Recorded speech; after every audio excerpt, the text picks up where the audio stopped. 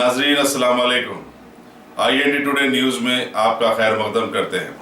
आइए देखते हैं ये तफसीलात। मजलिसी रुकन असम्बली कौसर मोहिउद्दीन ने गोलकुंडा में PGR डिग्री कॉलेज का मुआयना किया, जहां MP फंड से जारी 4 करोड़ रुपए के तामीरी काम जारी हैं। उन्होंने कॉलेज में तालिबात के लिए जारी ओरिएंटेशन प्रोग्राम से भी खिताब किया। उन्होंने लड़कियों की तालीम के साथ साथ इंतखाबी अमल में उनकी भागीदारी की जरूरत पर जोर दिया और कहा कि खवातीन को वोटिंग में अपना परसेंटेज बढ़ाना चाहिए।